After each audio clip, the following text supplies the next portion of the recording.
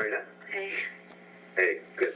I just want to talk to you because sometimes messages, whether they're email or voicemail, just get blurred. I know. When I got disconnected before, I was like, oh, fuck, I have to call back. And I was like, I'm going to leave 10 messages if I keep going like this. So I figured I'd just talk, yes. But, I don't think, from my perspective, I haven't been threatening you about losing your job. I haven't talked about that.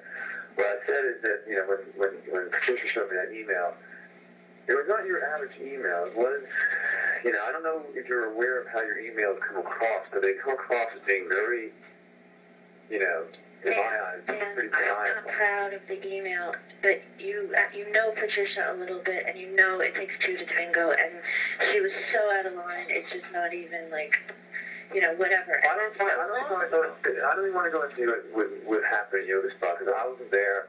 I don't know what's going on. So, everybody doesn't respect it. But you were there. You were there in the Jackie class. I don't know. I guess you didn't see anything. But has she ever pulled on you like that?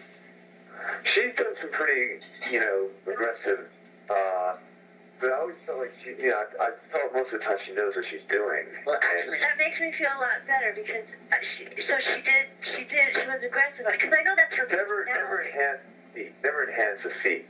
But, certainly in wind removing pose and, like it kind of catches you off guard, like, holy cow, like... Yeah, she's strong. She's strong. And I know that's how her personality is, so that's how I took it, that's how I took it the first time, but I'm so fucked, and, she never apologized.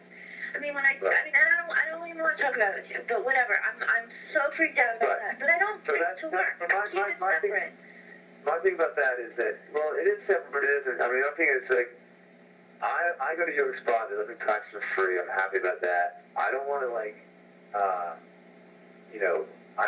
I just communicated to you, and I was quite upfront with you, is that, I don't want you to send them any more emails like that. And, and that's, I just don't see how it helps you or it helps them in any way. It's not something I'm even thinking about right now, and it's like, and I get upset thinking about it because I do feel like, it's so unfair and wrong when I'm but I'm not thinking about it. It's not on the top of my things to do list. I mean, if it ever, I don't know how your mind works, right? But if it ever does come up, I'm being very honest with you. If I receive another email from Patricia saying, this is what Raina sent me, I'm honest with you, you won't work at Norwalk again. And that's, whether that means anything to you or not, I mean, you won't work there again. What do you mean if that means anything to me or not? It's like, this is the kind of thing that's like, I don't need to hear that. It hurts me. It breaks my heart. It just seems like sometimes you don't really, you tell me that all your plans have been obliterated as far as coming back and working. I was just trying to express how simple and naive, obviously, my plan was. It's like, Mom, this is perfect for me. I don't know. I promise. What could go wrong? It's yoga. Well, it seems look at what Jane and Patricia and Jackie have done to me. And everybody can say, do you understand? I have a year of other people even filming us. I have video. I have photos of myself looking beautiful, looking skinny with, the people I work with. You talk to anybody that goes to Yoga Spot. They loved me. I can really be a people person. Right. Let's be honest here. They couldn't have loved you too much because when I talked to Patricia and Jackie, they said they would never offer you a job.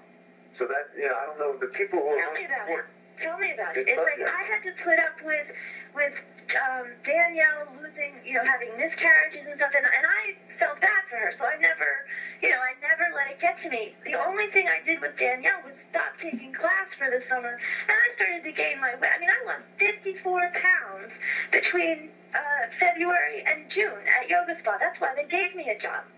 So that's almost 5 months, the end of January to the middle of June, and why would they go from giving me work study to giving me paid if I was so horrible? And then when the little crazy things with Danielle, she would shortchange me on a paycheck. And I needed that lousy $10 or $20. I was expecting it. Sometimes they shortchanged me more. And I never fought with them. I don't want to get into the Yoga Spot because, again, I'm not there. But let me just say, at Norwalk, look, it's not the perfect job. You have to go all the way up from Kingsco to get there. So you are teaching Bikram yoga, so your experience of training has helped you get a job teaching Bikram yoga at a good studio where you have good experience with students and everything. You're able to take classes there. So Are you talking about normal? Yeah, I'm talking about normal. Well, of So course. what I'm saying is that your experience in going to training has not been so bad. You have been able to get a job. You have been able to teach Bikram yoga, which you like to do. I've made the $6,000 back. You know what I mean? Right. So, yeah, that's good. You can, it seems like you're totally bummed out about your experience in training. I'm going to be 48 years old in January. Right. And all I wanted to do was come home and have a boyfriend. I'm just crying because I'm tired. But it's so simple. It's so simple. It's like, Sure, you can. And it's almost out of the picture at 46. This is almost 2 years later. And I've had a great experience at Norwalk, but it's still because of the chain stuff. And Jackie told you she thinks I might have a cocaine problem, whatever that was about. You told me you have a cocaine problem. She said she thought I might have a cocaine problem. You told me that when I came home, when you asked for a reference. I don't remember that. Well, you can imagine why I would remember that. And I don't expect you to remember. I'm glad you don't remember it. The thing is that, I'm trying to just look at it from the normal perspective. I have it in email, by the way. And I know you're doing a good job there. I'm happy you got there. You got there on time. You did a good class. When I did take your class, I was a little disconcerted that you didn't wear the watch. That's something Andrew and I have been talking to you about a lot. Just, for teachers who've been teaching for 10 or 20 years, it's still important to wear a watch. The class I took last night, the girl snapped her fingers, and it was kind of weird, and I tried to just make the most of it, and it was fun. And what I love about Bikram is you cannot be a bad Bikram teacher, really. Even if you are a bad teacher, it's still going to be a pretty good class. You know what I mean? Right. But the timing makes it important. The timing is important. Yeah, and I do. I hold the stopwatch every time, and I even hold it even when I sometimes can't see it, like my eyes are really going. So Andrew got those watches now that have big second hand, big numbers on it, and it's pretty, it's not so hard to see. I didn't see those. Yeah, you just got new watches that have much bigger numbers on them. So. Well, that's the thing. It's like, I use the watch also as a tool so people think that I'm timing it because, and believe me, every once in a while, I know it's like, whoa, that was too short. But I am, from my heart, feeling the class as a group and wanting to, make them believe they can do it, but also, when none of them are doing it, it's pretty awkward when they're doing stand to head to knee and not even one is kicking out, and I'm like football coach, come on, kick that heel towards the mirror, exactly parallel to the line. It's like... But they're not up to ready. They might not... You gotta gauge the level of the class. They might not be able to kick out yet. I know, and so that's why I play with the shave off a few seconds, or I'm so into it because all of them are doing it. I hold it, for the last 5, 4, 3, 2, and you just get that. You're looking at that last beautiful couple of people, getting it. And it's like, wow, look at that. Mike Ciccone, perfect standing at knee. It touches my heart. It's like...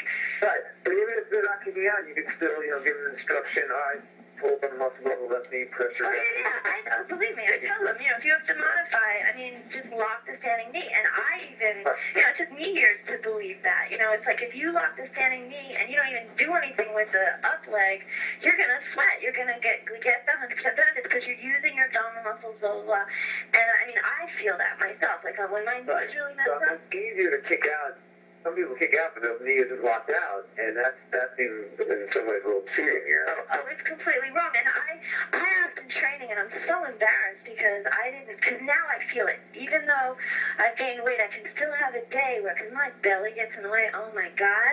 But when I'm feeling strong and it's happening, it's like, this is why you can't come into it with a bent knee, because it's not something you can easily explain, and that's why I realize why people get bitchy about when people get picky about the dialogue, because it's pretty damn accurate, and it's like, just trust the process, and soon enough, and without hurting yourself, if you have to modify, fine, and I'm probably not supposed to say that, but sometimes you can tell people are not going to do it, and I want them to come back, so I try to... You still want to do your 60-second, 30-second kind of thing, even if they're not kicking out, 60 seconds first, 30 seconds.